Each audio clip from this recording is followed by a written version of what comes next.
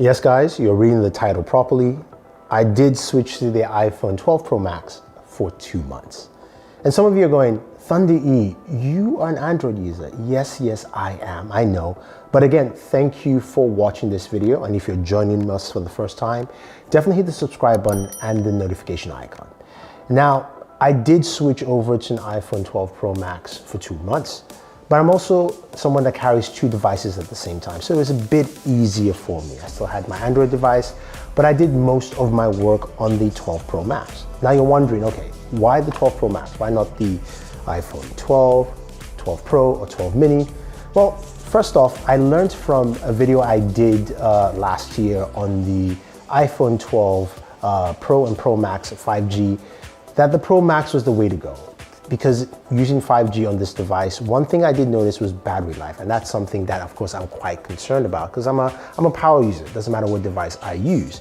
But also, screen size. It's a big device, and I like large devices, and honestly, everyone should have a large device. Now, the screen size is 6.7 inches, and for me, this does a really good job at allowing me to do a lot of things together at once, which is great. I also like the fact that it's got a bigger battery. I also like the fact that we know that it has 6 gigabytes of RAM. So the things I like to do, like gaming and all this kind of functionality, I can do more of that with a device this size. I'm okay with the size, I'm okay with the grip. I do like the design, I think it's much better. And I love the fact that when you place it on a table, it can stand on its own, freestanding, which is nice. And I will preface this, I did get this device from Apple. They are not paying me in any way, if some people are thinking that way with this video, but I wanted to see what that experience was for an Apple user. Now, Daniel, who's behind the camera, he's an Apple user. At least he switched over to an iPhone using the iPhone 12 mini, and he loves it, he enjoys it. He actually showed me a few tricks recently to use this device. But I want to start off with the first thing that I enjoy the most, which of course is gaming. How does gaming handle on the iPhone 12 Pro Max? So, as you guys know, gaming is very important for me, and it doesn't matter what device I use, I like to do a lot of gaming, especially mobile gaming on the go. Now, on the iPhone, gaming is threefold. You can play games through Apple Arcade, which has a lot of good quality games, maybe not the games that I would like to play all the time, but it's a nice subscription service that I've come to enjoy. Honestly, I thought it was going to be terrible, but it works well. And again, the larger real estate here does a really good job. Then of course you can play standard games off the App Store. And of course, in my case, it's a lot of PUBG Mobile, Call of Duty Mobile, no Fortnite. If you have it already on your device, then you're lucky. But being able to play those games and play it effectively has been, it's been really good.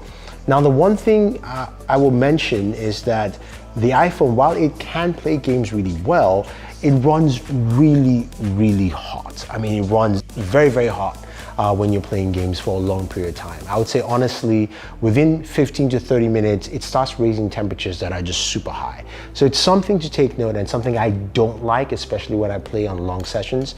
So it makes sense using something like this. This is the Backbone controller, which I have a video on my gaming channel, Board Gaming, go check it out. I do like it, works well for the iPhone. Now, the third part, of course, is game streaming services like, Xbox Game Pass or Stadia or GeForce Now. Now, you can't play off apps directly off the App Store for those services, but you can use web apps. Now, I've been using Stadia's web app. I'm waiting for Xbox Game Pass, and Stadia web app works pretty well through Safari. You can pin it on your desktop. It's a bit of an annoyance, but I honestly say it works well. It's a good workaround. And even though Apple has tried to limit that progression in some form or fashion, I'm glad there's just some way to make it work.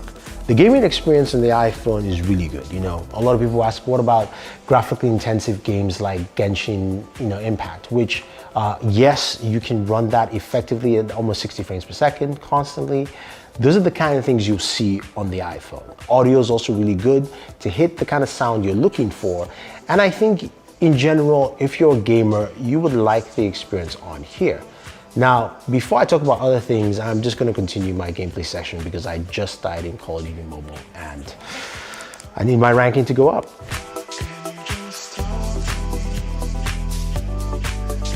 So using the iPhone day to day, there's some things that really work well on the iPhone 12 Pro Max and the iPhone in general. I'll start off simply with the camera. Now the iPhone takes some really solid pictures, and if I were to compare it to say like my Galaxy Note 20 Ultra, it depends on which things. Ultra I think does well with the ultra wide, the zoom. The iPhone does really good job with portrait photos, but the images still look really, really good. But when it comes to video, and of course I make YouTube videos, right? This is where the iPhone takes that extra step. Video recording on this device is really good, but some of you will say, well, okay, you can do this on the 12 mini or 12 Pro. That comes back to battery life as well. So if I'm recording 4K 60 for an extended period of time, then I can do that much longer on the 12 Pro Max. Plus, I've got a bigger screen as a viewfinder. If I want to actually try and do something cinematic, I can see what I'm doing. I gauge it much better on the device. But the camera is really, really solid. Now, when you move over to the software, iOS runs pretty well. It's pretty smooth. There's some things I don't like. I can get into it, and I will get to it later on in this video. But I want to talk about the software, meaning iOS and of course apps as well. iOS is a smooth piece of software. And I do like the inclusion of the app library on here, which is more like the app tray on Android, so I'm using it more in that fashion. I like the fact that it tries to group things and guess the way your thing should be, like in social, entertainment, creativity. It misses a few things, but it's still quite knowledgeable for me to find the things I'm looking for, right? You've got your notification center, which honestly needs to be fixed. I am tired of swiping through every notification I get, which is quite a lot. And that kind of thing needs to be sorted out. But when you come to the applications, this is where you have a lot of benefits using an iPhone. So for instance, I'm using an app called Clubhouse. It's a new social network. I'm not getting paid for it or anything, but I'm enjoying using it. And I can only use it on the iPhone. So you get that quite a bit where certain things work better on an iPhone. So apps have early access on the iPhone like Clubhouse. I also have certain apps that just work well, like say Instagram, where certain things in Instagram just work better on the iPhone than on an Android device, even my Galaxy. Those are the kind of things that frustrate me as an Android user, and coming over and using the iPhone more, I'm going like, come on guys, like seriously. The ability to use the software quite effectively because of the closed ecosystem says a lot about what Apple can do. Now, you have different accessories you can use with the iPhone. And of course, you've seen my videos with the AirPods Pro, as well as also the AirPods Max. Now, both of them are great audio solutions for the iPhone. I wish I could use my other headphones that I have over there, but I don't get the full benefits from it. As an Apple user, I can see the beauty of having that connected ecosystem of saying, I can switch from one device to the other, like my MacBook or my iPad, and I don't have those things, or at least I don't personally own those things, but I can see the appeal there. But for me, it's really not that appealing. So if someone were to ask me how do I feel about the connectivity between all those devices, I'll say, well, it's nice, it's just not for me.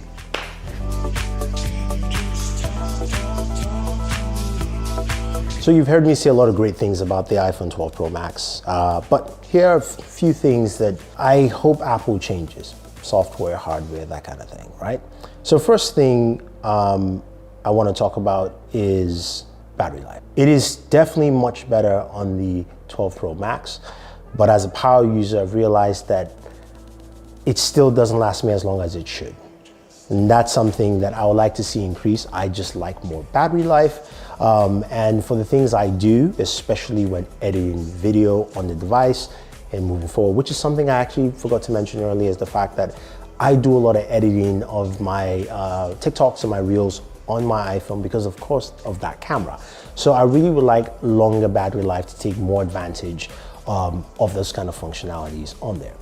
When it comes to software though, I like the improvements that they've added to iOS. I like the fact that in the camera app, with Apple Pro RAW, there's a little RAW button you can turn on and off. There are more features and swipe through. I like that they've done a lot of things we've complained about in the past.